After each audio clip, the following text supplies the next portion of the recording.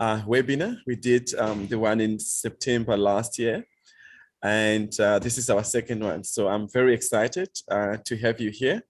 So a warm welcome to you all. Just a brief rundown of the program today. So we have Nokuthula Shange. So most of you know Nokuthula Shange. She's very, very involved in both youth and women empowerment. She's also still a student, a final year student at Nelson Mandela University. She's doing Bachelor in Business, so the Bachelor of Commerce. And she's also the National President of African Youth for Sustainable Development. So she'll be assisting in terms of moderating this session. And then we will have myself presenting after her introduction. And then after that, we'll have Samuel, who is the Director for African Youth for Sustainable Development. And he's also responsible for running Jobland Enterprise.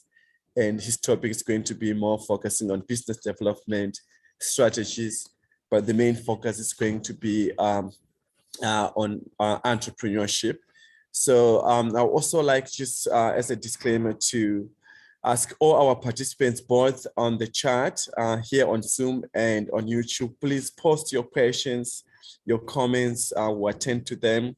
We have a 30 minutes interactive session where we'll allow you to ask your questions. So a warm welcome to all of you. Please help me to welcome Nokuthula Shange. Nokuthula, over to you. Thank you so much, Oliver, for a warm greeting. I greet everyone connecting from different parts of the world. As Oliver already introduced me, my name is Nokuthula Shange, and I'm very excited to run this amazing topic today. You know, I know here we are full of well-striving young people. You know, we are full of educated young men, you know, very focused and very ready, you know, to go out there and make a difference. You know, I know that almost every part of Africa, we are facing unemployment, you know, youth unemployment is high, you know, but of course we have like a couple of solutions for you today, you know, and one of them is entrepreneurship, you know, and we'll be exploring that topic, you know, with our well-respected guests all over the world. Just a short brief on who is Oliver is, you know, I'm sure most people that are here know Oliver. If you don't know Oliver, I don't know, but you will know him soon. Oliver is the CEO of AIEC, which is African Entrepreneurship Center. You know, he's an author, a global speaker, a managing partner, a farmer, writer, and business strategic aspect, you know. So Oliver, back to you. Let's just start this tonight. Thank you. Thank you so much, Nokuthula, and thank you for always availing yourself and for the work you are doing, not just in South Africa, but across the continent. So I'm so excited today to have you and for everybody that has joined. I normally just start straight away to my presentation, but before I go to what I have for you, I'm just going to do a quick rundown brief for most of you that are not members of Africa Women in Trade yet, or who doesn't know much about what Africa Women in Trade is doing in supporting African women and youth in terms of trade opportunities and capacity building and all those support structures or systems or resources available. So I will do a quick rundown about Africa Women in Trade, and I'll also do a quick rundown about the upcoming conference. So our first inaugural conference will be here in South Africa in October. So I will do a short rundown on that, and then I'll do my presentation. Then towards the end of today's webinar, we'll then allow people to ask more questions, how to register if you want to exhibit or you want to be more involved as a partner or media. So all that information will be shared with you towards to the end. So just a sec as I'm sharing my screen. Just to open my screen. Okay. I hope, can you all see my screen?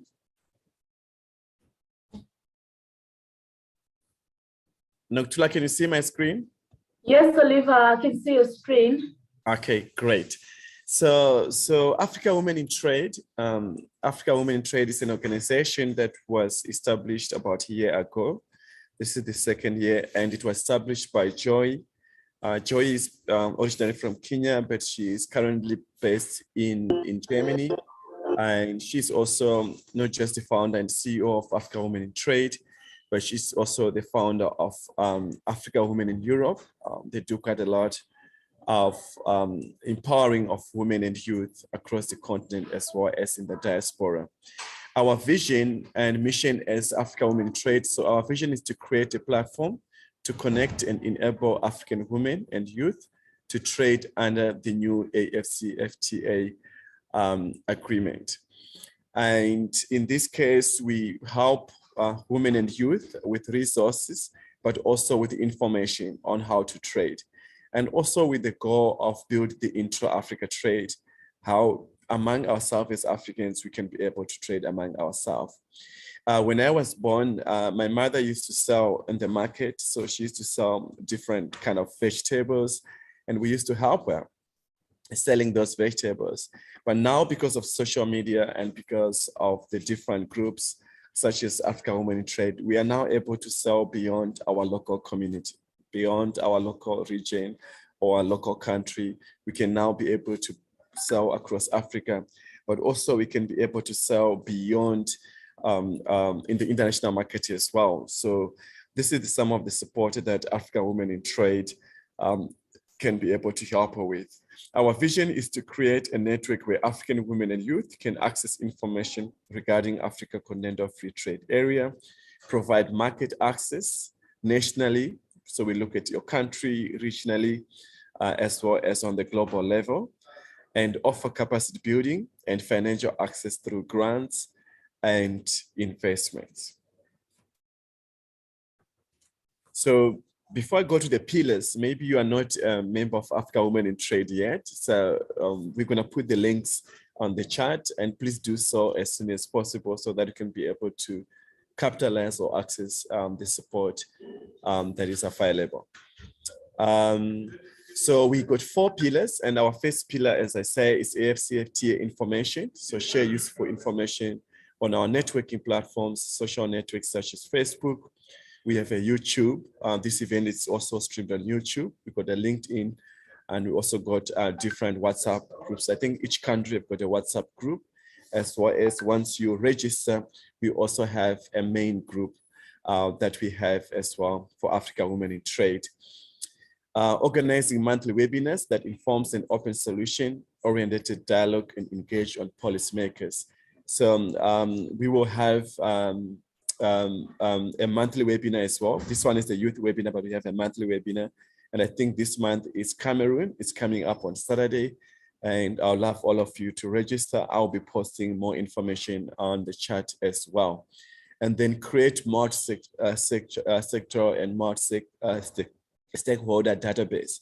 So we also not just partner with investors, but we also partner with buyers. We partner with different stakeholders. Now we are engaging the Africa Free Continental Agreement Secretariat, the African Union, banks, so different partners we are partnering with as different stakeholders that can help us to achieve this goal of building the intra-Africa trade, but also to empower the women and youth in Africa. And then on pillar number 2, we look at market access. So we provide a trading platform for members to trade nationally, regionally, and across the globe. We have different success stories. We have a lady, the coffee from Kenya. We have the master tea from Nigeria. And we have other success stories, the mushroom lady.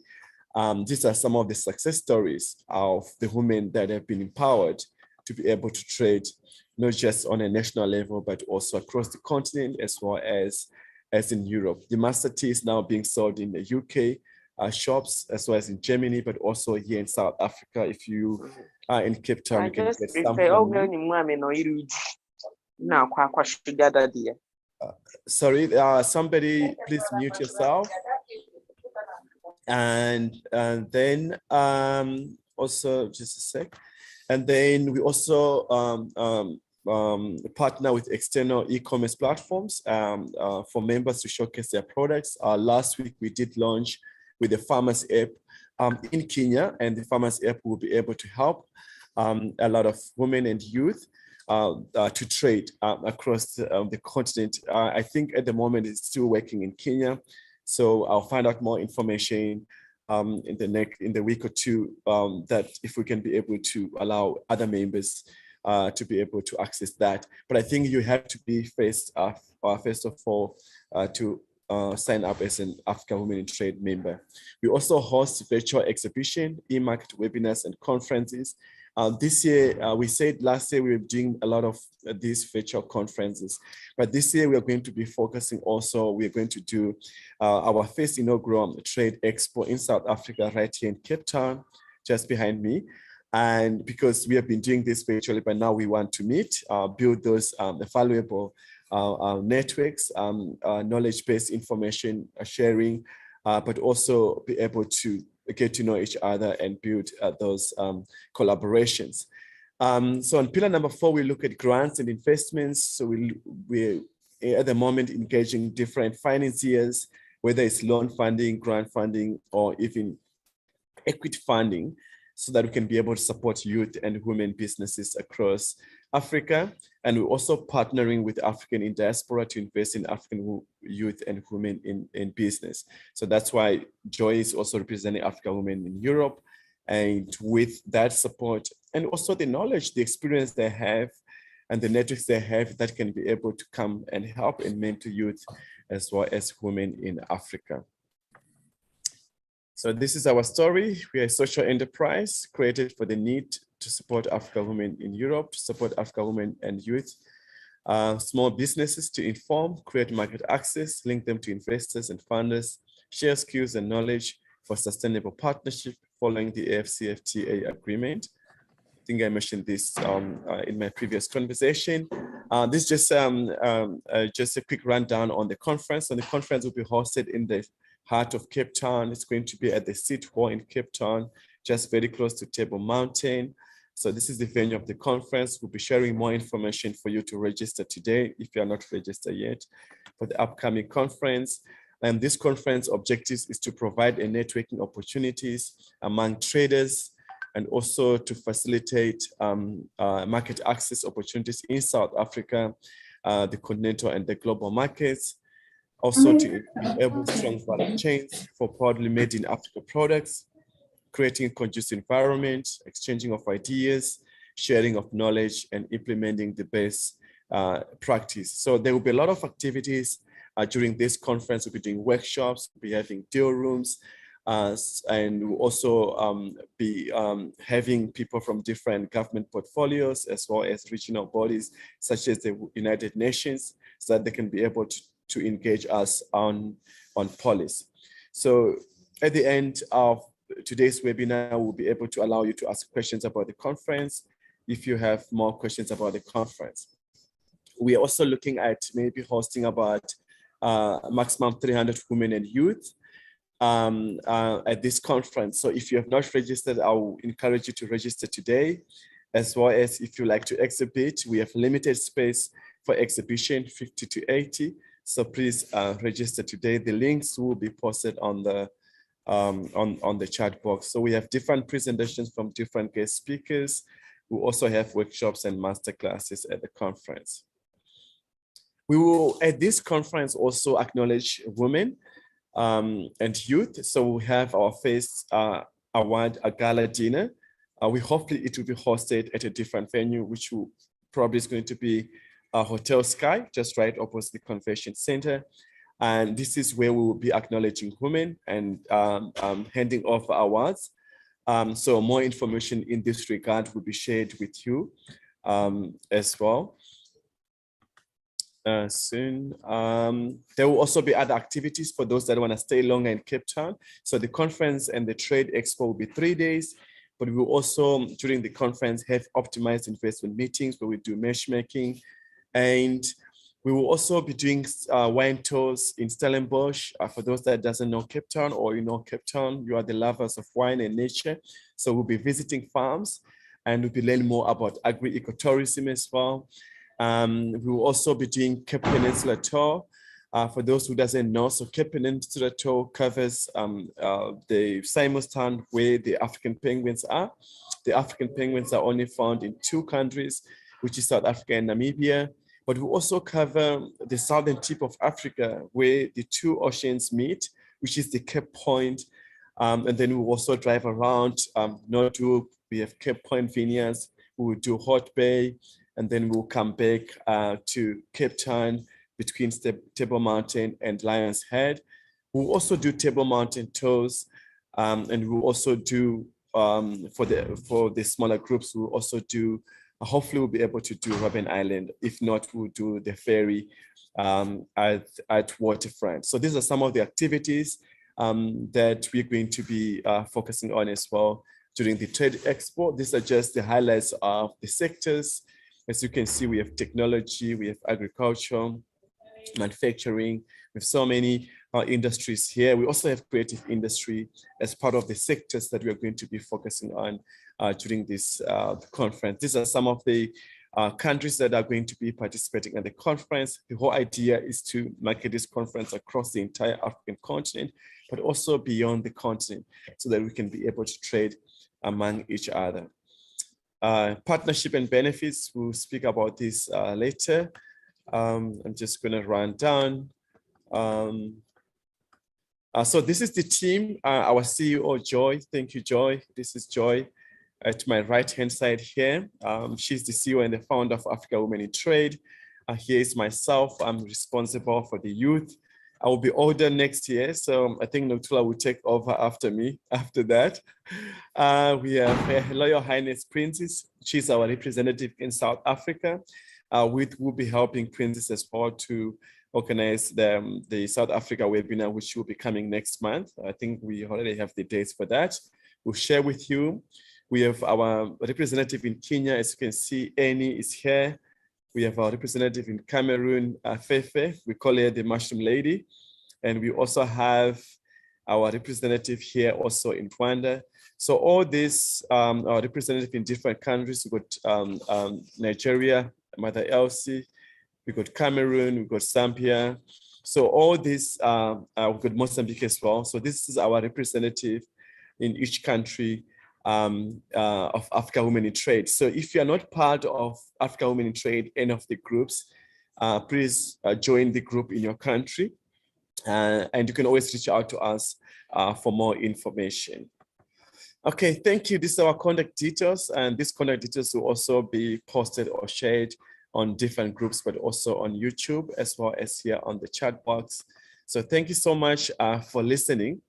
So I will ask if we have Botswana yet. Joy, if we have Botswana yet, and Tanzania, if not yet, please post the information on the group.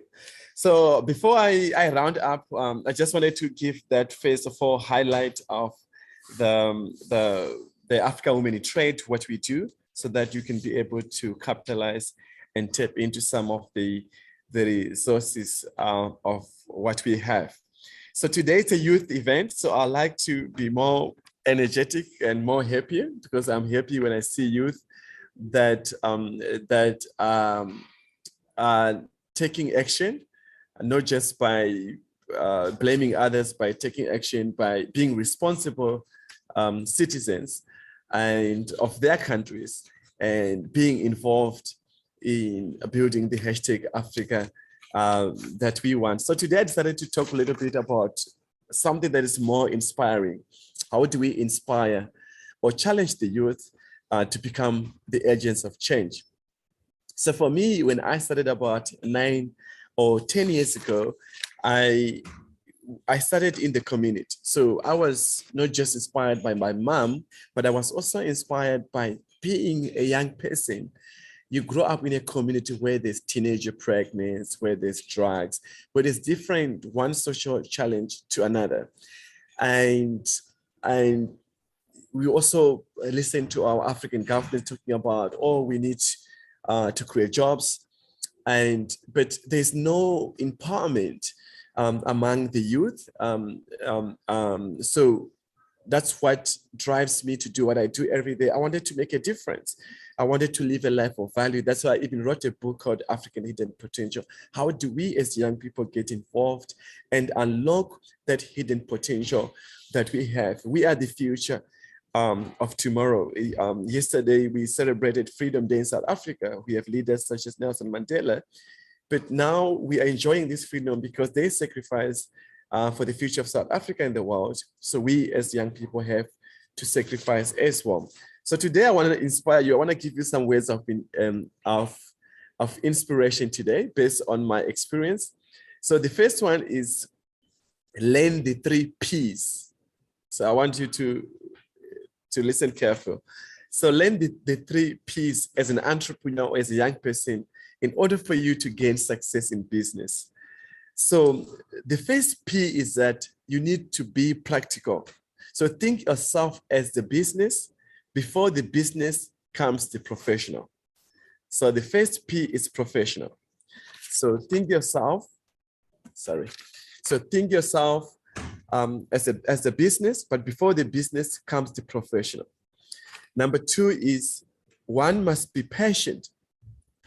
One must be patient. Great success comes with passion. So comes with passion, comes with passion, comes with the drive, comes with sacrifices. So the second P that I would like you to learn today is that one must be patient. The business will come. Sometimes there's no need to do surveys. Like I was so surprised and I was also amazed that during the lockdown since 2020 to now, that we never realized that cleaning jobs, cleaning companies, they're essential workers. So nobody wants to clean anymore. So that's why there's so many opportunities, even in starting a cleaning company, because nobody wants to clean anymore. So sometimes there's no need for surveys. You just have to start. You just have to start from somewhere. The third P that I'd like you to learn today from this session is be persistent. You and your business are not a tree. You must keep on moving. You can't be stagnant. So when I was young, not young as such, but I was in the 20s, we used to do this, we call it Kairos Prison Ministry. So we go and preach and do different activities and sport in prisons. And I used to teach these guys, there's a word I like, endurance. And I say, what is endurance? So endurance for me is you push and you resist. So push and resist, you rather do one step, you push, you stop there, you resist, you do another step. So endurance is not doing 20 steps or 2 steps and do 30 backwards. No, you do one step, you endure, you do the next step. So in that sense, you are moving forward. So for me, that's endurance, that's being patient. The third P, be persistent. You and your business are not a tree, so you need to keep on moving. You need to keep on doing those steps. You need to keep on endure. That's very, very important. And we as entrepreneurs, sometimes there's no money, sometimes there's no motivation. But what actually keeps us alive or sane is the passion, is the purpose, knowing that if I stop now, those people are not going to be redeemed, are not going to have that freedom. I'm not going to realize my goals. I'm not going to realize my vision. I'm not going to help people. I'm not going to make a difference. So if you are like me who want to make a difference, I think this is an opportunity for you to keep on endure and to keep on that you are moving forward. The other thing that as an entrepreneur, as a young entrepreneur, one must make sure that you keep proper administration of your business in order to be successful. You need to separate, first of all, you need to separate your business with your personal, and you need to keep proper administration. So you can't use your business bank account at a restaurant where you are having a party. So you need to separate that and keep keep proper administration by,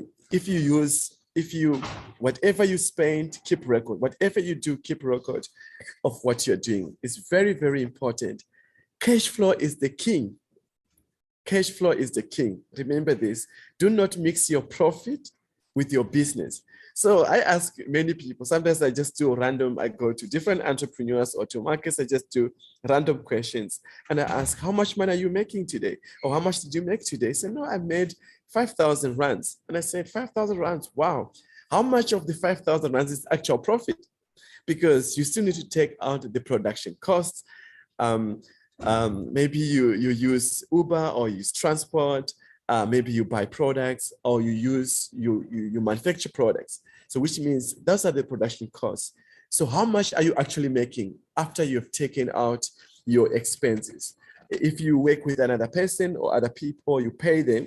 So after you pay them, you need to actually know that how much you're actually making. So cash flow is the king, and do not mix it with your profit. With your business. It is important to have capital when starting a business. Sometimes an entrepreneur is challenging without capital, but it's very important. If you have a capital, you are even at a better position because it helps you to leverage. Especially when you're in a business that involves a lot of stakeholders or different partners. One of the other things is a sad story, and I'm happy that we have.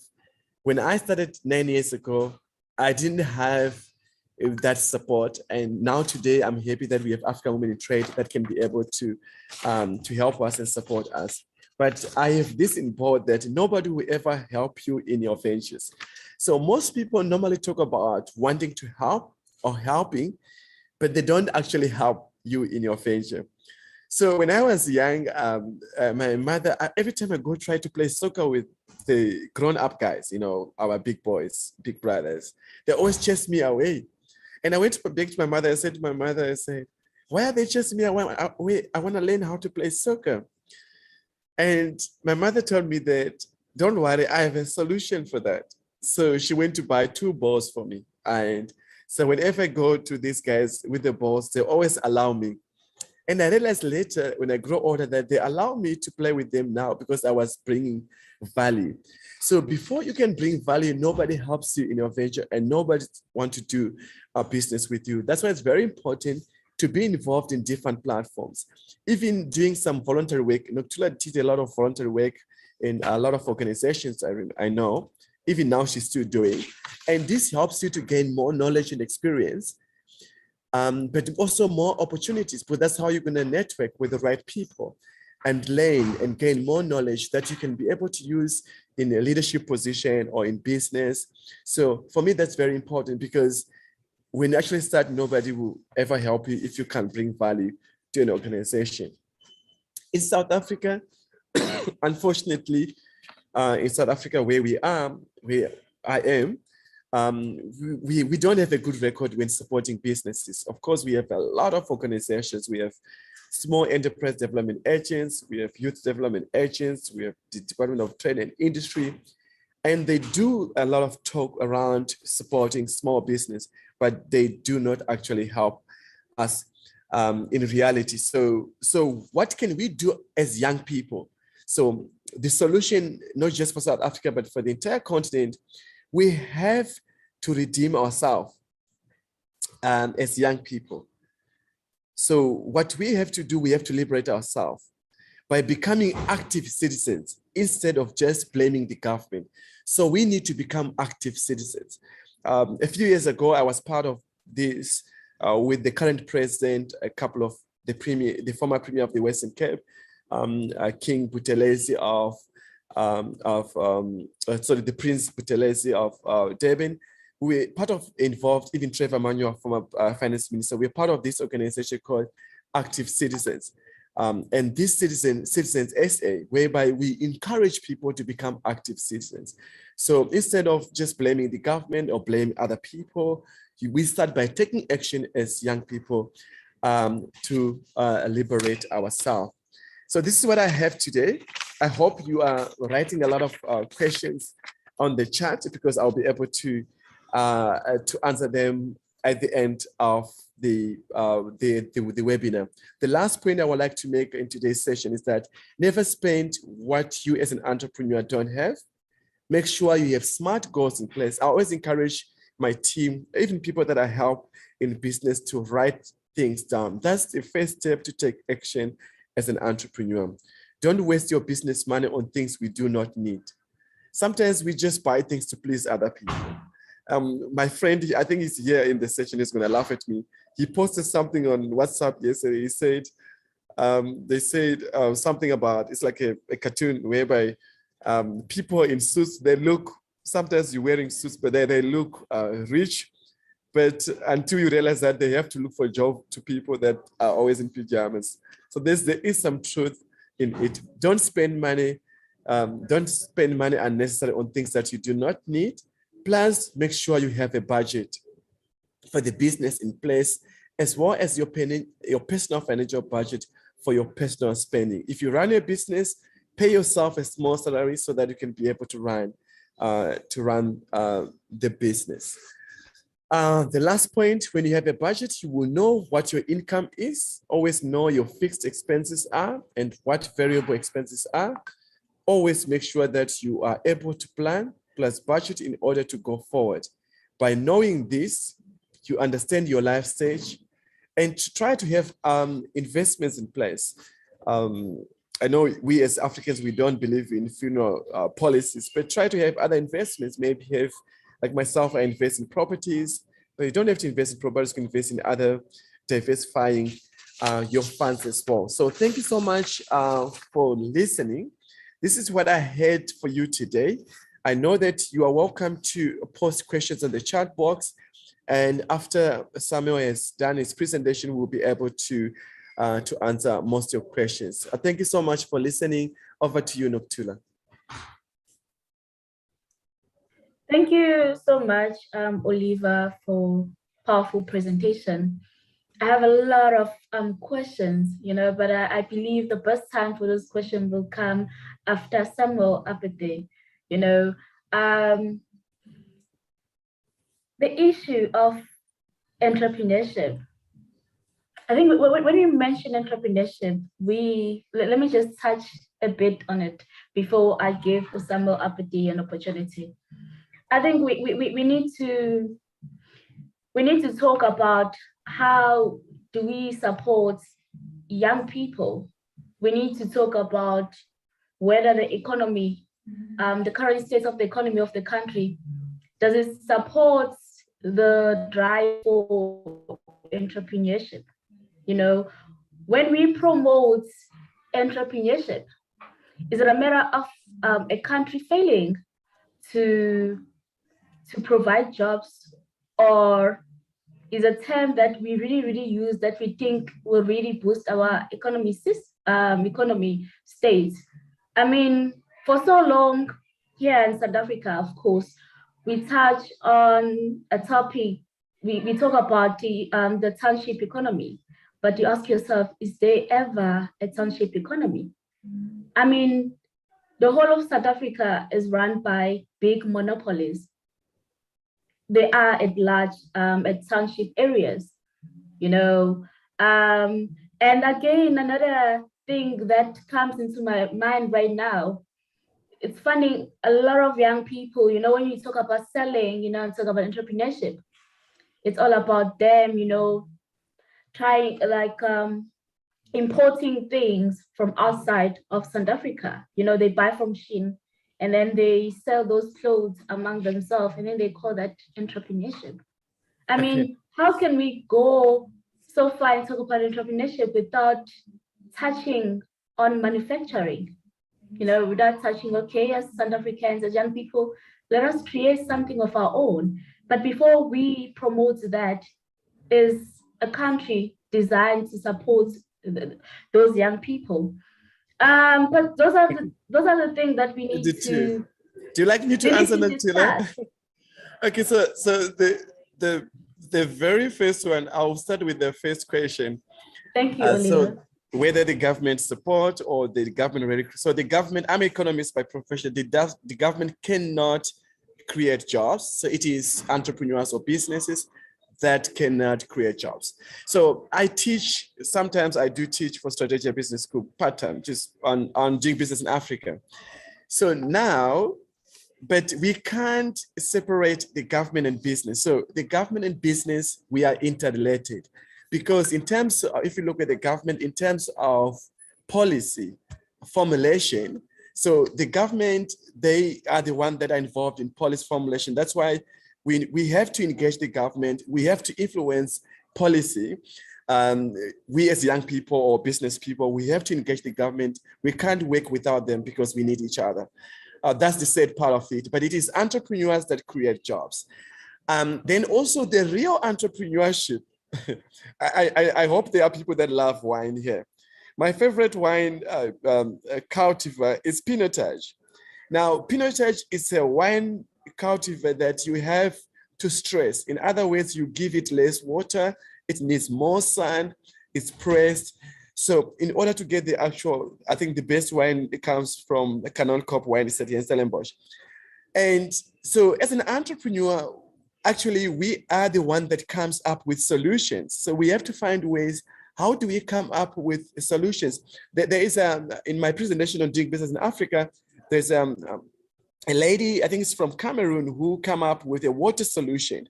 And then she ended up being funded by an NGO, but later on, where she could help about 200 families with the water solution.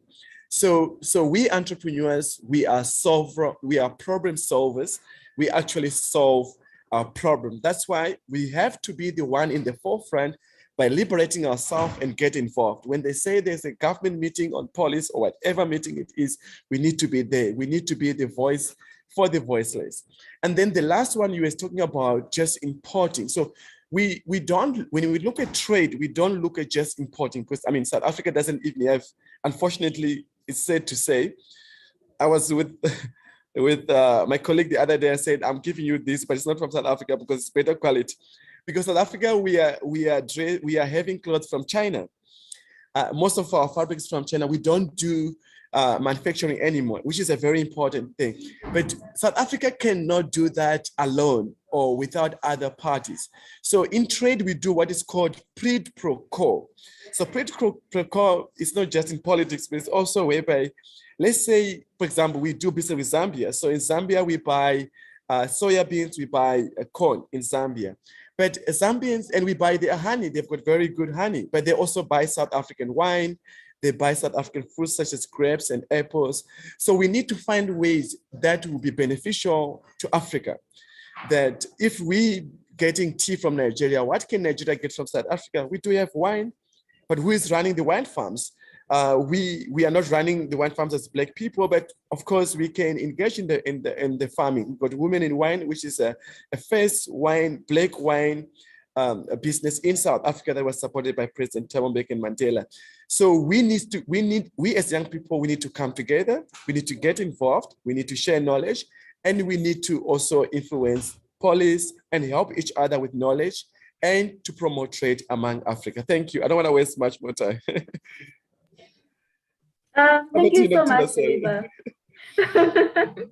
So the real entrepreneurship, definition of entrepreneurship, is transforming ideas into bankable equity.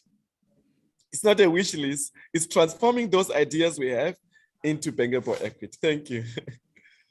Okay, so thank you so much, Oliver. Thank you so much for a great insight.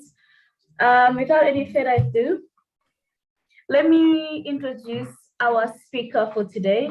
You know, a young dynamic, a game changer, you know, our future Ghana minister.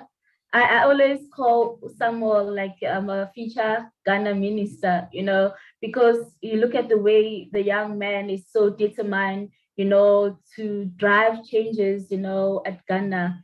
So I am very 100% positive that one day Samuel will take over.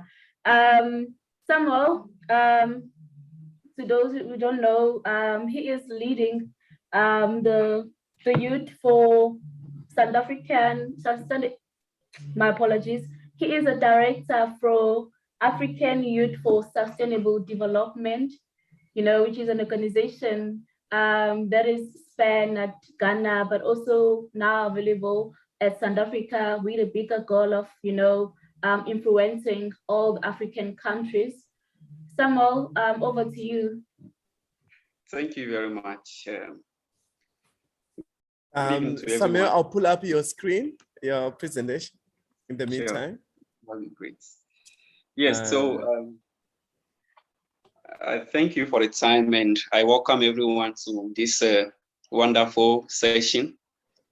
And I wouldn't waste much time on my presentation because my first presenter did most part of my work, which I will just move into some of the strategies and some of the focus to be a successful entrepreneur. Yes, so my name is Samuel Apeti, and I'm from Ghana. I am the Director for African for Sustainable Development and the CEO for Jabulani Vision Enterprise. And my presentation today will be on business development strategies focusing on entrepreneurship. So you look at some of the discussion outlines. You are going to look at who is an entrepreneur, which I think more that my first presenter work on that. So you will talk about the steps towards starting and expanding a business, then areas to invest as an entrepreneur. And then I'll give the summary. So first thing I'll talk about is entrepreneur. When we are talking about entrepreneur, who's an entrepreneur? The next slide, please. So when we are talking about entrepreneurs, we are talking about those who take risk takers. As an entrepreneur, you have to be ready for risk because it's something that you are going into that you don't have any idea, you don't know what is going on. Even though you have a lot of information about it, people talking about it, oh, I want, if I have this product in my community, I would love to purchase. If I have this now, I would love to purchase. It's still a risk that you are going to take because at the end of the day, how best are you going to satisfy the person? Then you have to also be ready to make mistakes because it's product that you are bringing on board that the people might like it. Some people might dislike it. So as an entrepreneur, you don't have to be afraid to make mistakes. Then the next one that I'll mention is as an entrepreneur, you have to be in control and take responsibility of a success and failure of what you are starting. So as you are starting a business, you have to be ready to every business comes with its own image. It's either you are successful or either you fail. So you have to be ready for any of them as an entrepreneur. Then you have to also seek opportunities. Then at this stage, it comes with you observing what is going on at the community or the place you are starting the business. You also think, then you listen to what people are saying. So it's three things: you observe, you think, and you listen. Then the last one that I'll talk about is you are the owner of the business and at the same time the employee. As an entrepreneur who is starting a business, you are the owner of the business and at the same time working as an employee. So you have to be ready to act at the same level. Then I'll move to the next slide, which is talking about steps towards starting a business. So now you are going to look at the steps towards starting a business. I think I'm on the third slide. Is this slide or the third slide? The next one. No, the next one. The next one. The next one. Yes, thank you. So steps towards starting a business. You are coming to start a business. What are the things you need to start a business? I say, thinking of being an entrepreneur. What are the things you need? Things you need to do. Now, sometimes some people go into entrepreneurship because they think they have money. Because I have money, oh, then let me go and put it here. And mostly they'll come back and be crying that, oh, it's unfortunate, I couldn't make it. Now you have three things to look at when we are starting a business. First, I think you have to go back. Please go back. Okay. This one? No, back again. Back again. Yes, this one. Yes, here. No, I'm talking about the number one, the investment.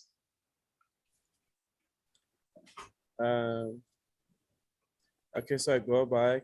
This one? No, next one. Yes, here. Yes. Sorry. This one or the previous one? No, but previous one. Okay, this one. Yes. So as an entrepreneur, as a young person going into business, you have to have these three things in mind. First, time, energy, and money. Now, mostly when you are starting a business, you don't really necessarily need money. Always when people are making presentation and they talk about that, people don't really, some of us, we don't really take it serious. We think, oh, the person is just talking because he or she is already in business. That's why he's talking like that. But I say that mostly you don't necessarily need money to start a business.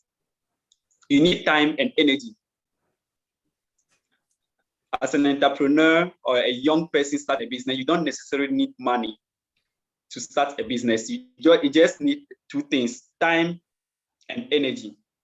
Now, when we talk about time, what are we talking about? You are starting a business, you really have to have an idea of what you are going to do. Now, having the idea, what the people interested in what I'm going to do?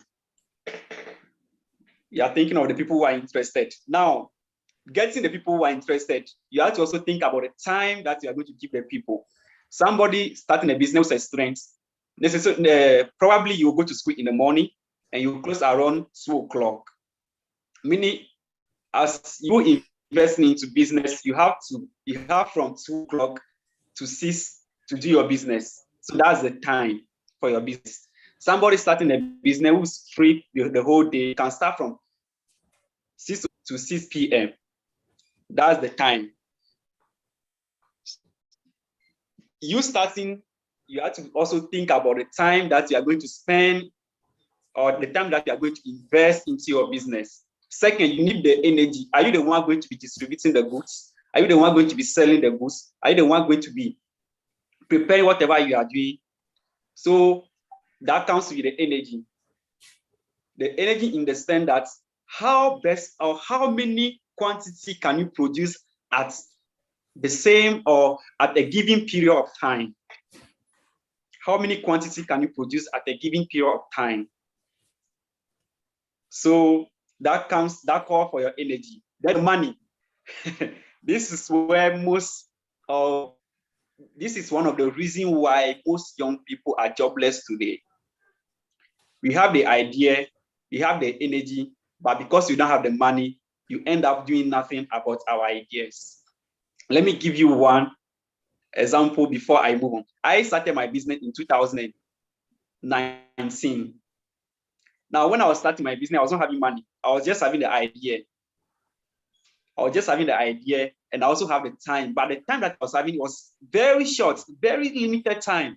But I still want to start that business at that period because I noticed what I want to start is in very high demand.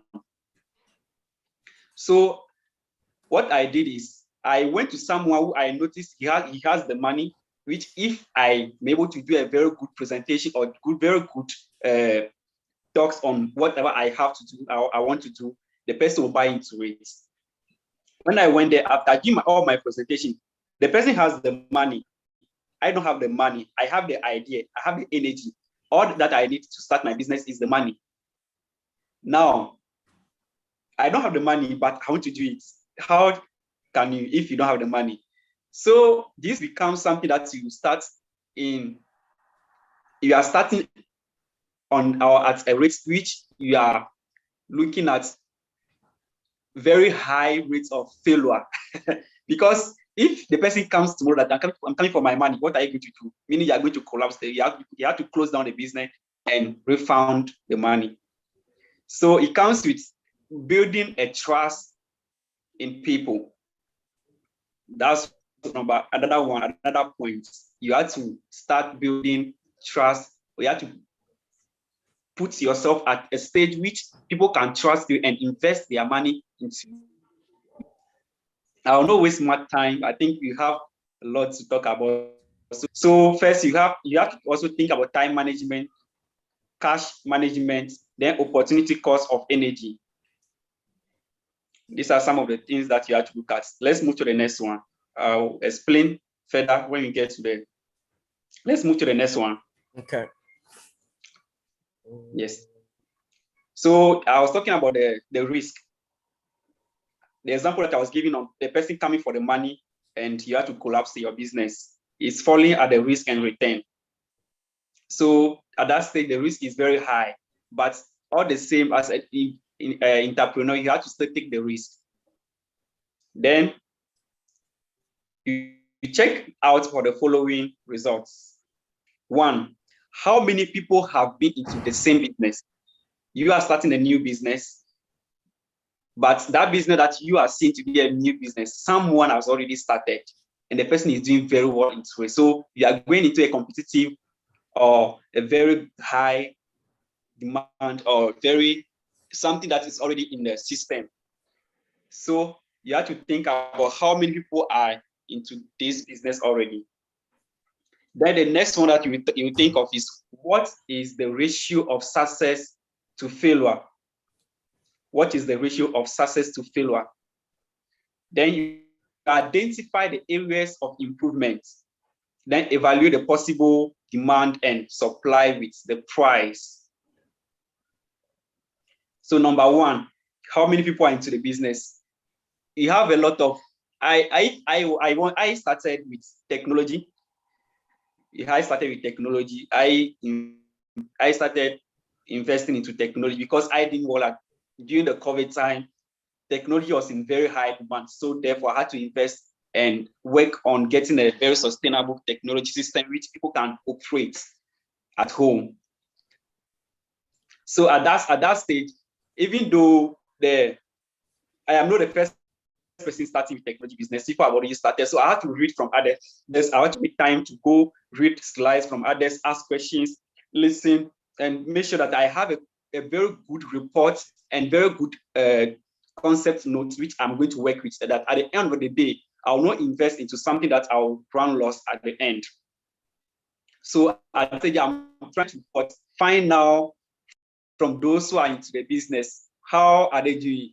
And after finding out, I want to also check those who are doing what in the business. So at that stage, I'm working on what is the ratio of success to how many people are doing well in the business and how many people are failing in the business, the technology area.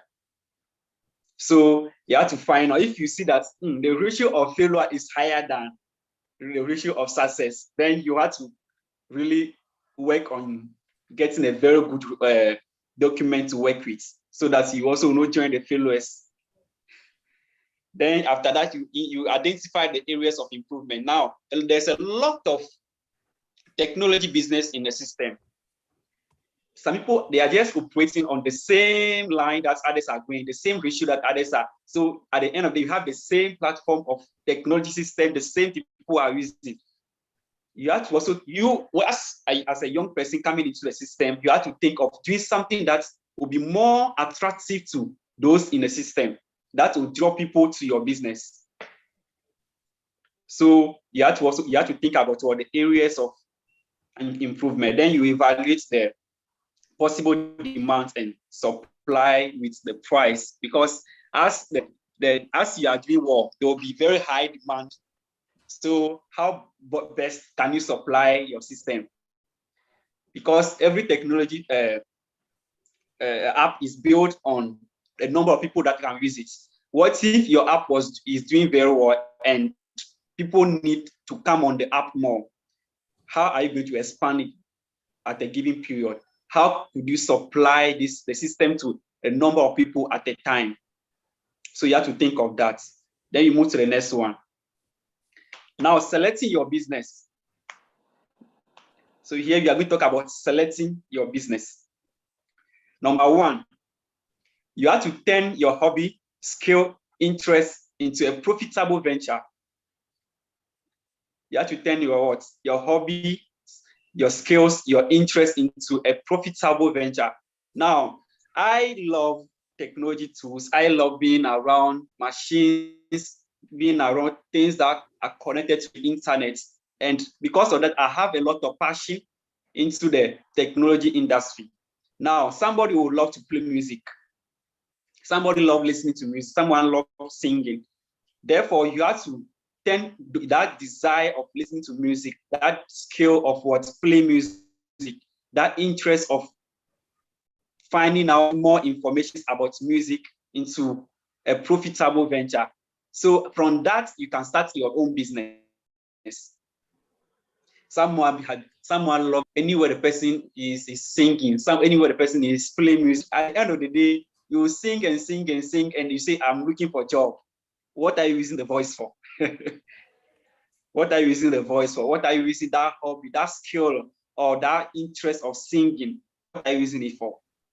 We have a lot of social media platforms that you can create content. You can sing and post, and people will like.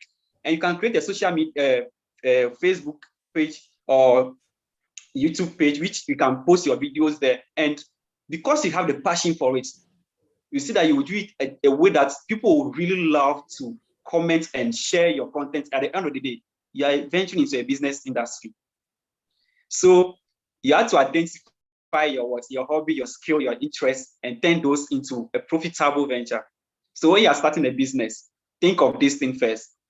Don't be a person who loves reading books and you're going to be investing into, you're going to start a business and you start a business in, let me say, in farming. You love reading books, so you can go into the education industry. You can write book, because as far as you are reading, you can start thinking of getting ideas, write book, or gather people for education purpose. So there's a lot that we have to work on when you are starting a new business. Number two, identify opportunities. Now, after you getting this, you're finding out your hobby, your skill and interest, you have to identify the opportunities around it. Now, after realizing that you can go into the music industry, what are the opportunities I'm going to get if I start posting my songs, after I start posting my music on social media? What are the interests I'm going to get?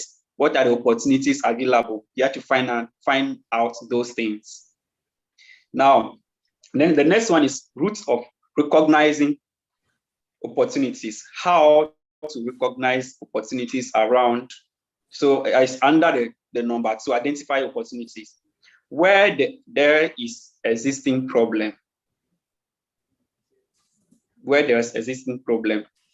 Now, currently, I think the world, or I would say in fact, the whole earth is in a very big problem, which is we are having a financial crisis. The economic is hard everywhere. There's low environment. And as a young person starting a business, what problems the country is facing, your community, the place you are starting the business, what are the problems are they facing there? You have to identify the problem that is existing there. If your community, everybody is farming, and you are going to start a business, you are also going into farming, I don't think you make the profits as it's supposed to be, because the people love doing that already. What are you bringing new into the farming system that will make people to come to you, to come and learn or find out what you are doing? So identify the problems that are in that business that you want to start. Then the next one is where there's chance in law, where there's change in law or situations and trend. Where there is change in law, situation, and trend. Now, business has its own law. We run business on different ground. When you are going to register business, you have to go through some process of registering your business. Sometimes when you go to start your registration process, you might encounter some problems, some questions will come in which are not related to your business.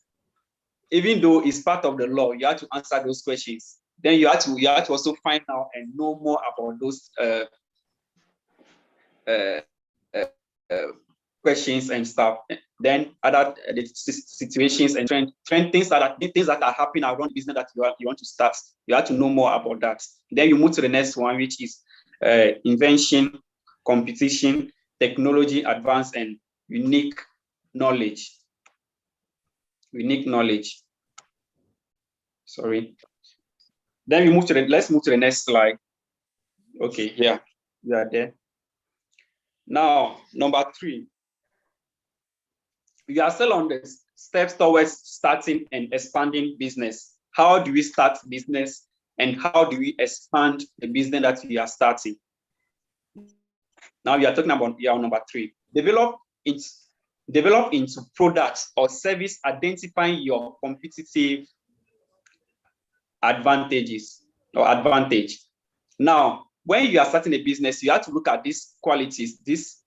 You have to identify these qualities of your business. Number 1, the quality of the business that you are bringing on board. What is different? What are you adding to your products that make it different from things or those that are already in the system? Identify that. Number 2, price. Is your new product price higher than those that are already in the system? So to expand your business, you have to think of that. Even before you start your business, you have to think of it, and expanding your business also, you have to think of that as well. Quality, price, location, then selection into provision of what? Wider range of choice. Then services, so that can provide personalized and better customer service. Then speed and turnaround. Now let me start from the quality. I think I've touched on that already. The things that you are adding to your product that make it different or more quality than those that are already on the system. People are producing liquid soap, and you're also going to produce liquid soap. What are the things that you are adding to it to make it more attractive from those that are already in the system? Now you think about the price. If people that are already in the system are selling their liquid soap at $4, are you also going to sell your own for $4? A new business coming into the system, are you going to sell it $4? You have to think of it, because at the end of the day, you have to create a system whereby people will love to come and find out questions or ask questions about what you are doing. So I always advise people that, look, starting a business, no matter how quality your product is, as far as you are starting, you don't have to go to the market with the same price of those products that are already in the market. Especially water, which is $2. You are also producing new water, bringing it to the market, and you want to sell it to $2. People already know the taste of that others, and they love those that they are already using. What are you doing to make your own more, for them also to drink and find out that they are good? Your own also is good. So that's why you have to consider reducing the price of your products to bring customers to come and taste your products, for you to get the opportunity to enter into the market. Then you select location, the product, the services that you are supplying, who are those that are in demand of it? Who are those that are interested in getting your products? So you have to get to know that. Then you make sure that you are to those who are interested in purchasing your products. Are you getting me? Then you move to the next one, the selection or provision of wider range of choice. That I think is already is explanatory. So you move to the next one, services. So now, at this stage, can you personalize and better customer service? Now, people are buying water. You are also coming into the market with the same the same product which is already in the market. Okay, even though you have a location which you are supplying people there, if those that you are supplying, they go outside and the market your products, definitely people from outside will try to purchase your products. Are you having the system which you can supply your products out of your location? That's some of the things that you have to think of. Even most recently, I was having a program with some ladies, which I was advising them on starting fast food. They want to cook and sell. Let me just go straight. They want to cook and sell. And I was telling them that, look, we are entering into a digitalized world. If you want to sell, you can be in your house and cook your food and sell to people. You get market and sell. But as you are coming, you have to also think of how to deliver your food to them when they order the food. What are the ways that you are going to deliver? How fast can you supply the product to them? The food that you are cooking, how fast can you supply those food to the people? So you have to think of that. Then when you move to the one speed, the speed is coming on the fastness of the supplyment. So when someone orders the food, someone is very hungry and he wants to buy your food on social media. The person is on Facebook. Okay, I'm living at this area. I only the food, and you have to take you 1 hour, 2 hours before the food will get there. I don't think the person will next time order for your food again. So you have to think about the speed. How fast you supply the food is very important. So, and one of the things that I will tell you is start thinking of running business on social media, running business on your Facebook, your WhatsApp, your Instagram. You know, we are using a lot of social media platforms which we are not making use of them. Something like that. I think I'll touch on that on that at the last number 4. Identify your markets. Who are your targets? Your target markets. Who are your target markets? Then the demographic. What are the range of people that are in need and the range of people that are not in need of your products? That counts with even the death rate and the birth rates. Because as a business, you are progressively in the system you are going to be in the system for some time. Therefore, you have to know the number of people that will be in demand. Now, if you are supplying your food to the ages people, like the old people, how many of them are going to be consuming your products or your food for a long period of time? Then you look at those that are the young ones, how many of them will consume your food for a long time? So you have to think of that. So I always advise that, look, when you are going into business, let your target be the youth, because they will be there for long. As far as they are growing, because they've already started consuming your food at a young age, they'll continue to grow. Now, as those that are growing, they are growing. The young ones, others are coming, and they will also come and continue enjoying your food till they grow. So your food, your product will never run out of the system. Your product will be in the system forever. But if you are starting a business and your focus is on the aged people, then I think you have a question mark in your business. Then you are moved to the next one, naming your business. This is one of the key notes of starting a business. Naming your business. When you are starting a business, you don't just go about and giving any kind of name to your business. You don't just give any kind of name. Someone starting food, then you just mention some name. Look, we are in a society which everybody wants to associate themselves with good things. So when you are naming your products, give it a name that when they mention it, people should be interested and fall in love with what they are hearing. Don't mention name that someone, I want to give an example of a name. Like you are going to, yes, somebody having fast food joint, then you say cockroach fast food joint. How many people will come and be eating cockroach fast? Nobody will come there. It sounds like, what type of dirty name is this attaching to this fast food joint? It should not help. You are sat in a restaurant and you say donkey or some name. It doesn't help. So as a young person starting a business, you are going to name your business. Give it a decent name. Your business to grow very fast and be in the system for long. A name that when you mention the name, people that are even in position, big people will love to find out what the business is about. So always make sure that you choose a name that give a good expression about what you are doing. Then you move to the next one. How do you intend to create awareness? This is the end. This awareness creation, we have the tools in our hand. We have the tools in our hand, and we can do that anywhere, anytime.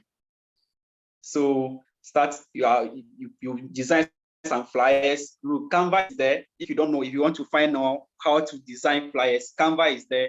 Just go on Canva. They'll give you the sample. You do your thing, take some pictures, put it, change, then you post it.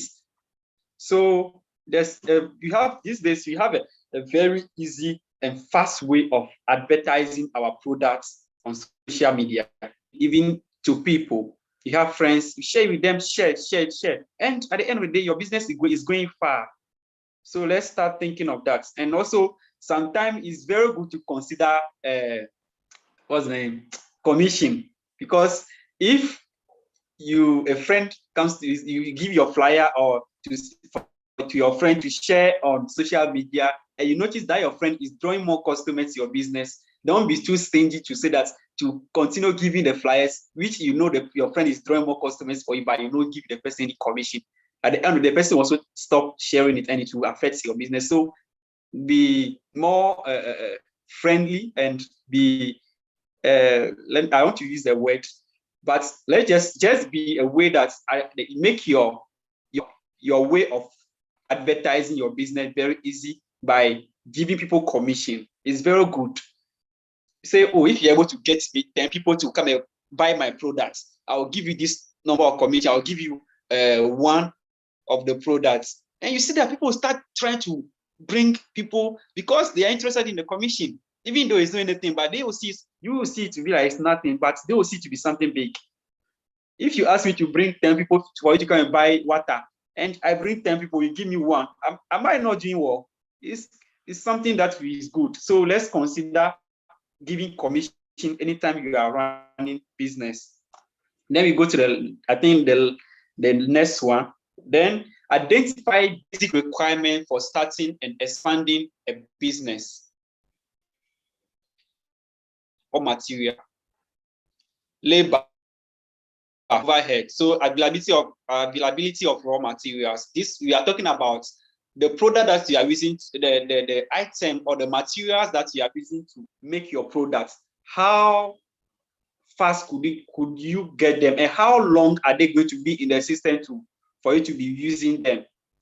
Now, mostly people start a business without thinking of these things, and when the materials that they are using to make their products, the price starts increasing. They increase their product price anyhow, and people will stop buying their products, and the business will collapse at last.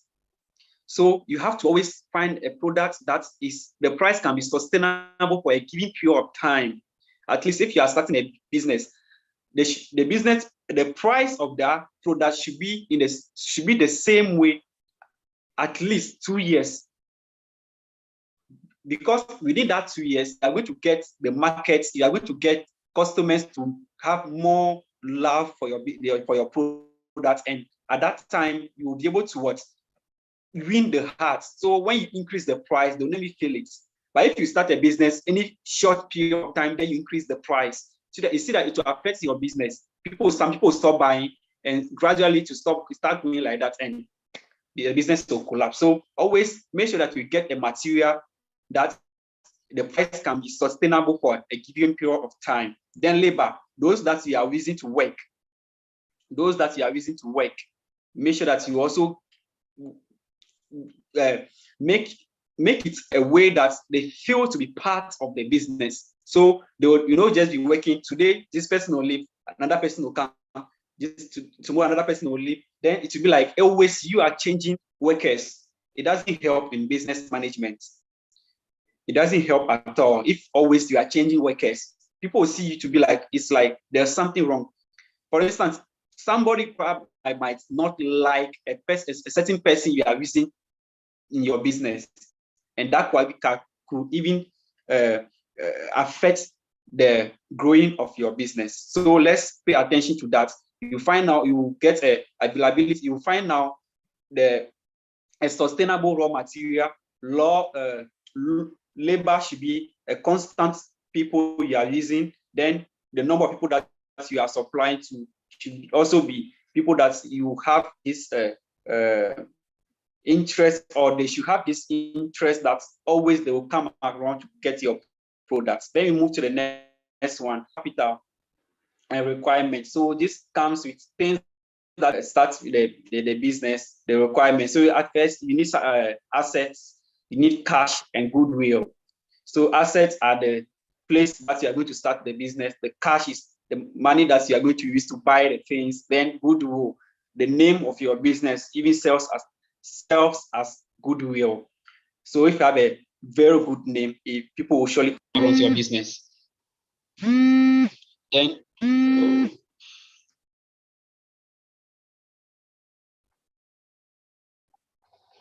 sorry. Then can I continue? Then I think moving to the next one, the evaluate and running costs of and different alternatives. For example, utility, salary, advertisement, interest rates, and depreciation. I think these ones, they are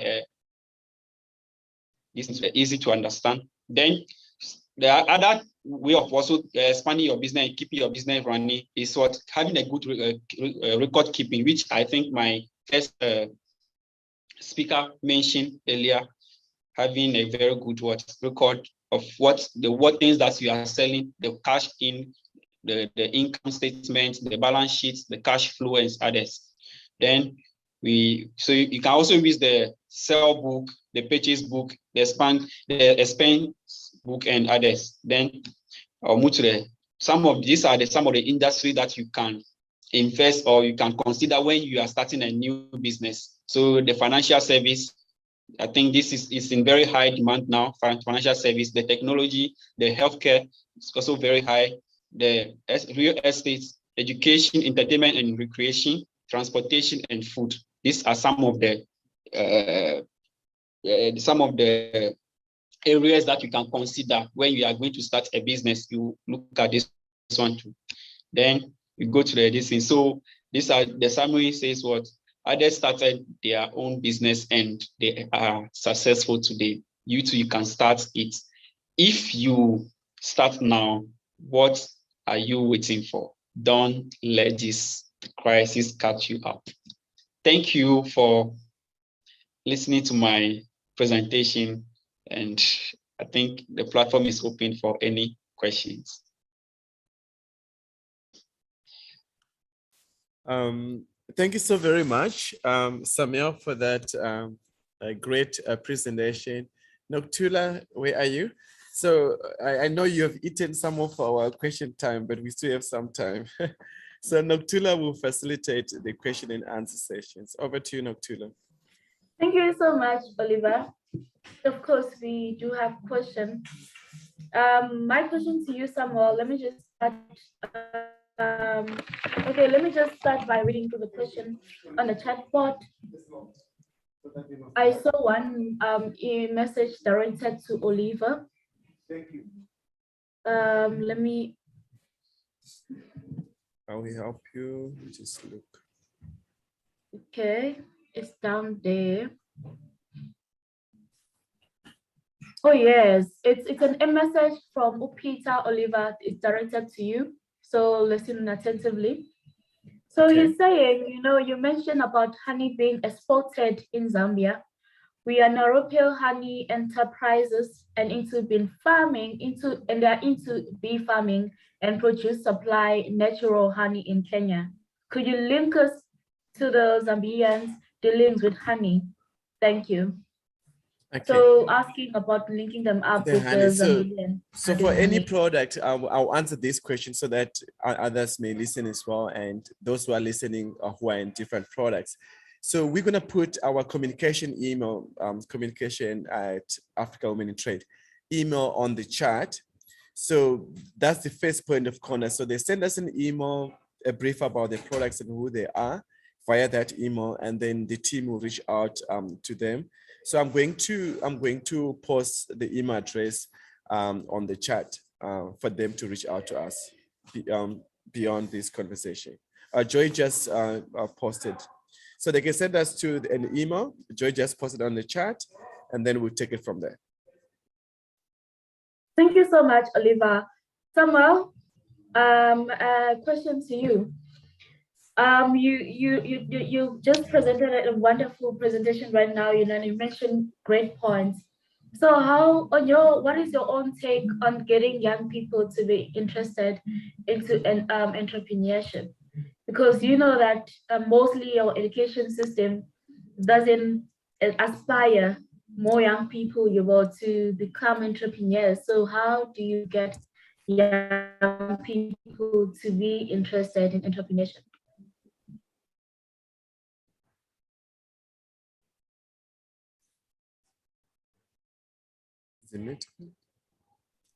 Samuel? Okay, while we... Can you You may go ahead, Samuel.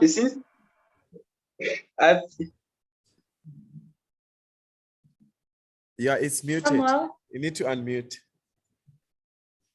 Please unmute, Samuel. Yes. Hi. Oh, okay.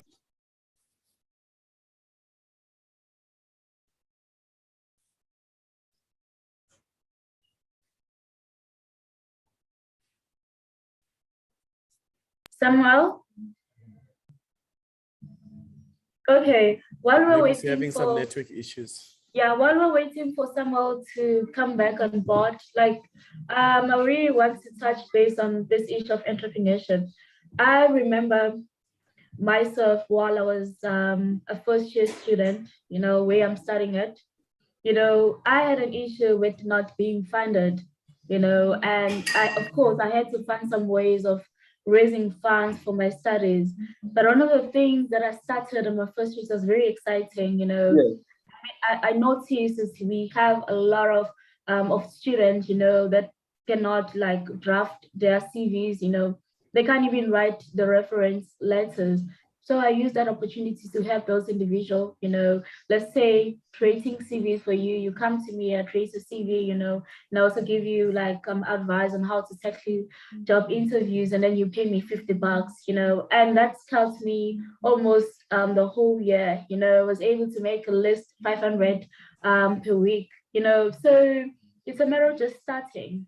Whether you're starting small, but just start, just you, of course, along the journey, you will learn and you also spot more opportunity, and then you build from that, just expand what you started. But it is possible. It is like a journey that one needs to take, especially into contributing into this economy as a young person. Yes, Samuel, back to you. You may take over.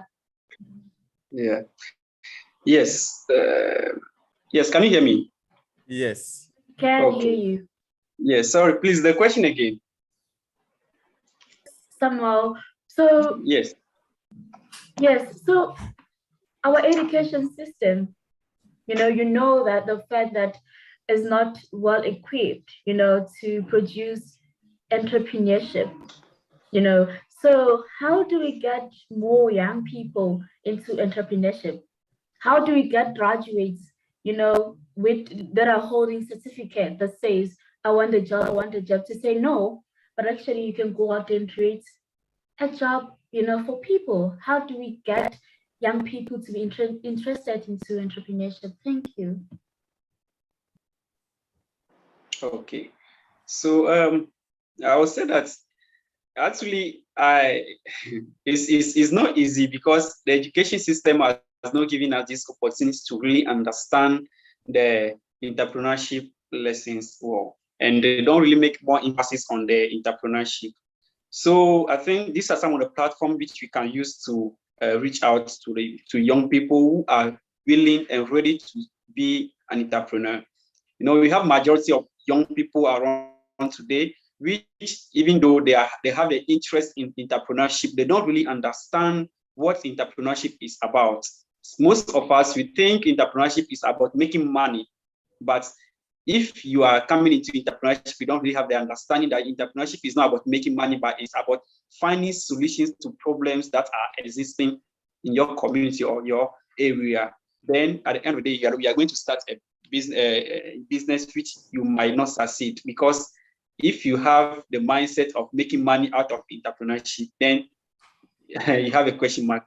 Therefore, I think we have to call on most of the NGOs who are into entrepreneurship to come out and organize more programs like this to equip and educate the youth more on entrepreneurship. I think this is the only way we can go, because the education system has a lot of things that you are learning which are not really necessary, but there's nothing you can do.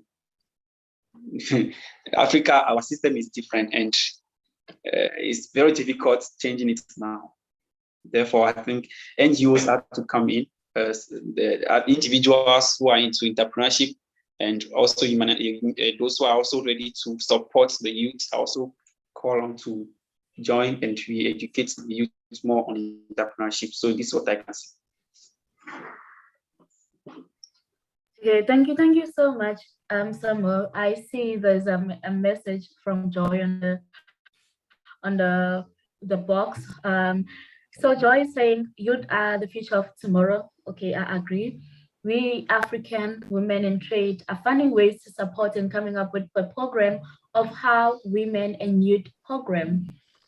Okay, my question to you all, do you see this possible, and give an example? Let me try to understand it.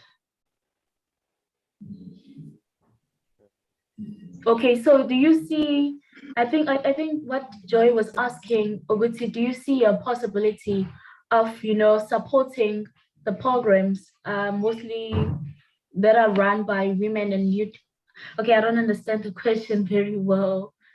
Okay. If it's So possible just for ask Joy, Joy, I just ask unmute her to just ask a question. Yeah. Yes, I think Oliver knows that we have a program that we are coming up for. I couldn't type faster.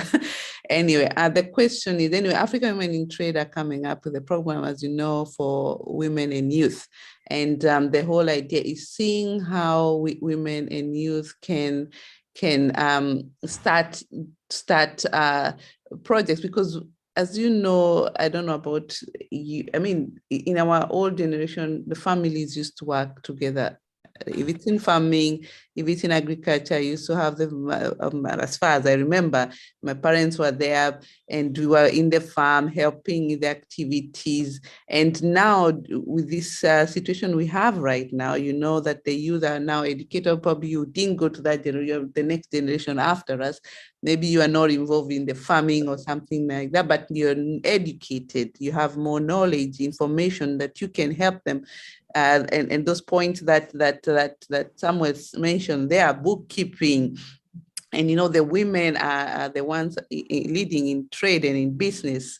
So you as a youth helping your parents to get organized in their businesses, to make them prosper, building them websites, going to help them in terms of creating market in the social media. That's not something for most of our parents, or they're not educated or not in that level. So this program is to help that part between the women, the Africa women in trade who are doing businesses, and the youth. So it could be your own family member or no, or even members themselves. So this is something that you're preparing in the background with the youth. So my question was, do you see this possible, and what scenario would you see yourself supporting another woman? And you also mentioned Nokutula about the way you went to the youth, you noticed that they couldn't write their job description or even just writing a CV, you know. So because at the moment what you're seeing, the women have very good products, but they're not formal, they're all informal. You just need to prepare a profile of the product, few photos, you have your cameras, you can do that. So this is the whole idea of the program, but I wanted to hear your views, what you think about that.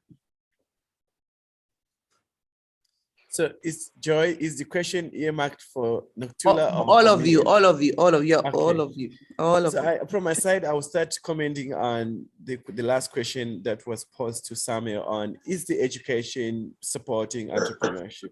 I would say no. So the education in Africa is not supporting entrepreneurship. We never learn about money. We're taught to hate rich people. They are bad, so never talk about money and things like that. Go look for a job. Now everybody's asking the question, how do we create jobs? Where is jobs? So we're all looking for jobs.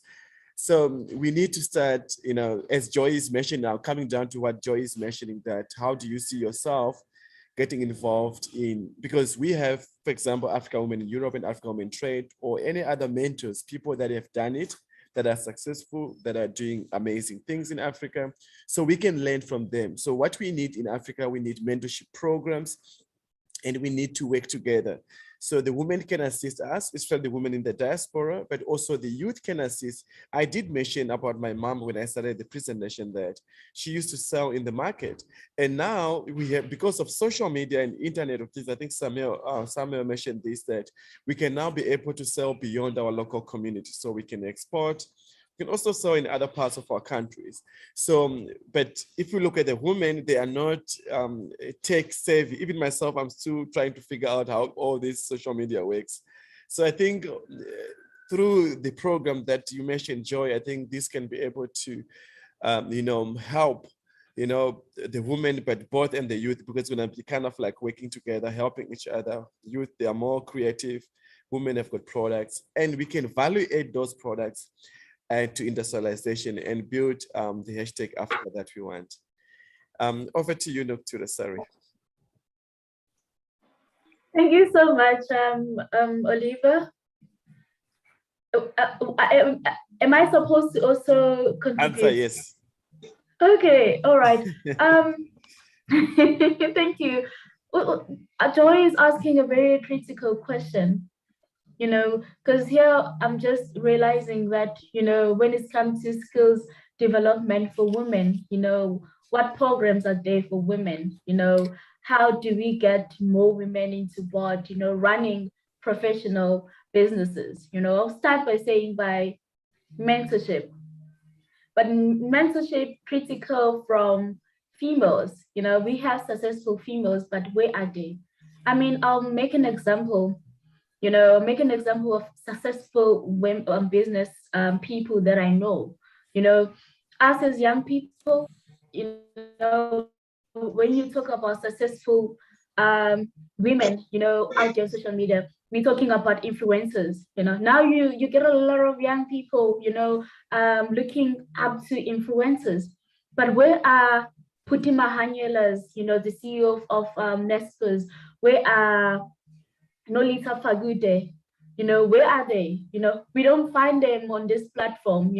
They're not there sharing ideas. They're not there, pushing young people, to get into business spaces. They're out there in the corner, and I mean, you're struggling to connect with them. If you happen to connect with them, you fall under that 1% of women that get a chance to be mentored by them. It's about exposure. We want to see them up front. We want to see them encouraging us, as young people, to get more into entrepreneurship. We want them to show us that it is possible. We can start by building something, build a portfolio, and have like tangible assets that are your own. So we need to see more women in front, being an example to us, young people that are upcoming. We want to see them, we want to look at them and say, okay, it is possible, and we want mentorship from them. So say mentorship and skills, skills development, but also mentorship. Over to you, Samuel.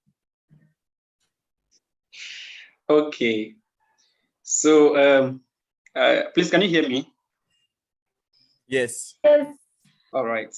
So when it comes to getting these personnel on board, when it comes to trainees, skill development on entrepreneurship, now we have this problem in our community.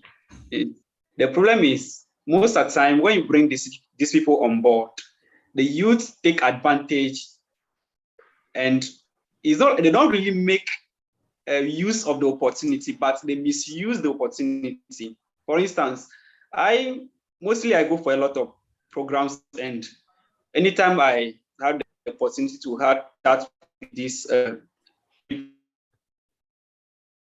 some of the successful, look, we don't necessarily share our numbers with people. We have a majority of young people in the community today, they are not ready to work. They are only in for opportunities which they are not going to make use of. The way you give them the opportunity to get close to you, they'll misuse it. They'll end up messing up. So sometimes it's not them. I always say that it's not them, it's we. It's we have to have an agenda. We have to have a vision. Now, if I am moving, I have something in mind that, look, I want to be at this place. I want to make sure that in the next 4 years, I want to get to this place, and I'm able to get in contact with someone who is in that area. You see that I'll make sure that I use that opportunity to learn more, not for me to get material things out of the person.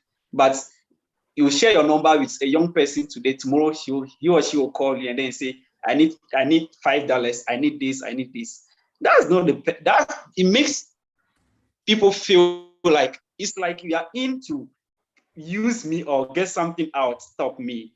But if you call the person, look, I'm working on this document, I want to invest into this business and I need advice, the person will feel free and open up and give you the advice. And when the time comes for the person to support you financially, the person will give you that financial support. But we are in fact locking all those opportunities, bringing these people on board, because people, they know that when they come close to you, to the young people, they end up asking, demanding, because all these people, they're also having their own problems they are facing, but we don't see it. We think, oh, because they've made it and stuff, so they have everything to offer. But look, they're also human beings just like us. They have problems they are facing. So let's rather make use of getting wisdom, getting ideas, developing ourselves in career. So when the time comes and they see that, look, when we invest money into this person, he or she will make use of it. They'll surely come on board and help. So first of all, you have to work on ourselves. That's understanding what entrepreneurship is about, understanding what business is about as a young person before getting close to these people. If you don't know that, you get close and it will surely not work again. They'll bounce you and you come back. Thank you. Thank you so much, Samuel. I think Joy's question was fully answered here. Time is running out, but I would love to give our wonderful, audience for today. I see Francina's hand is up. Francina, you may go ahead and ask a question or comment. Noctula, so Francina will be our last, that's the last question. We've run a little bit out of time. Yes, thank you. Okay, thank you very much, Oliver and Nokutula. Thank you for this platform. I have two questions. My first question is on entrepreneurship and how Oliver defined what entrepreneurship is. But my question is, are we saying that based on there's a high rise of South Africans that are buying brands or rather products from China, ready-made, and we just put brands on them and then we are selling them. Are we really attending or addressing a certain problem by doing that? And is that even sustainable?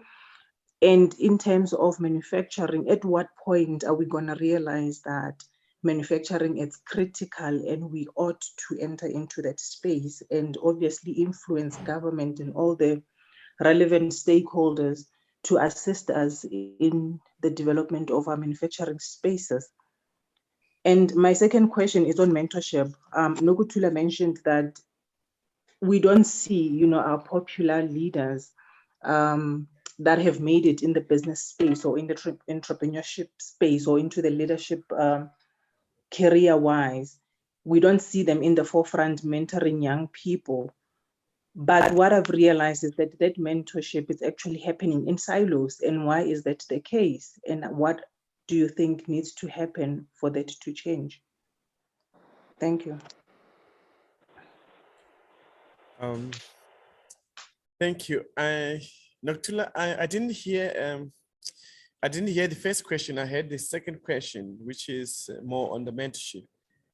But do you want to come again on the first question? I couldn't hear properly. Okay, my first question was that there's a lot of upcoming entrepreneurs that are importing products from China and just putting brands and selling them. And yes, it's making waves. My question is that sustainable? And you mentioned or you raised a point on manufacturing. Why are we not entering the manufacturing space? And what needs to be done for the right organizations to support us on manufacturing? Because there are great ideas that can actually be sustainable and create jobs, but it needs support in the manufacturing space. So what needs to be done to influence or to make relevant parties see that and support the youth who have ideas in manufacturing which are sustainable? Okay, I'm not sure, but I hope I did hear your question. But if I heard your question correctly, you mentioned that, first of all, you mentioned that you get these entrepreneurs that buy products from China and repackage and sell. But if you want to do manufacturing, to get the relevant organizations to support, it's kind of like a challenge. Is that? Yes, correct. Okay, so first of all, I want to say that an entrepreneur who is buying and selling from China is an entrepreneur who is hustling. So as long as this entrepreneur have got, this is just for a short term, but the long-term vision is maybe to have a warehouse, a factory, and to do value addition for the African products. And then secondly is that the organizations that can support, they are there. There's quite a lot of them. So Africa Women in Trade, we've got She Trade, we've got a number of organizations. We do support as well. But the biggest challenge is that we leave the sole responsibility, our own responsibility as entrepreneurs, to government and to organizations. We've got to go and knock those doors and say, my name is Oliver, I'm doing trading, or I'm this business, I need support. So the problem that we make that sole responsibility of research to be done by the government, not us. So we need to go out there and knock those doors, and we need to network among each other. I hope you did register for the October conference, the expo, because some of these topics will be addressed, and these stakeholders that actually support entrepreneurial development, whether it's mentorship or finance or trade, they will be invited. She Trade will be invited. So all these organizations will be participating at the conference. What was the same with the last question, which is more on mentorship. So we do have a mentorship program, and we also have stakeholders that we work with on the mentorship programs. I do know, Francina, that you do have our contact details, so we will definitely reach out to you outside this platform. I want to thank my team. I want to say thank you so much to Noctula. You have done us proud, as always. Thank you for your time. I know you're a student coming from assignments just to this session. Thank you, Samuel. You must just tell me what you are eating these days. That is keeping you young. If it's, I don't know if it's okra or it's igusi, I don't know that one. but I hope you send me some to South Africa. But thank you so much for your time and for inspiring other young people. My last words is that I just want to mention, I know there's quite a number of people also on the platform that are in the entrepreneurship space. Don't forget, I want to give you the last words. These last words come from our Lord Jesus Christ. It's in Luke 19, the Gospel of Luke 19, verse 13. Engage in business until I come. I also want to say thank you so much to our CEO and founder, Joy, in her absence. I know she's in the background, but thank you so much for creating a platform so that we can engage on issues that are relevant and important to build the hashtag Africa that we want. The email was posted on the chat, so please take the email, reach out to us if you want to register for the conference. If you want more support, if you have more questions, please reach out to us. You're welcome to reach out to us. You will be engaged more on the youth program that we are working on very soon. So please stay in contact with us. The website has just been posted as well. Please stay in contact with us. If you are not a member yet, please get registered today so you can be able to capitalize on the support that is available. I hope to see all of you to the conference in October, and we will be engaging. So thank you so much, everyone. And I want to wish you a blessed evening wherever you are and a blessed week further. Thank you so much. Goodbye. Thank you, everyone. Bye. Thank you, Oliver. Thank you. Thanks, Nokuthula. Thanks, Samuel. Thanks, Samuel. Thank you so much, Joy, for giving us this platform. Thank you to our audience.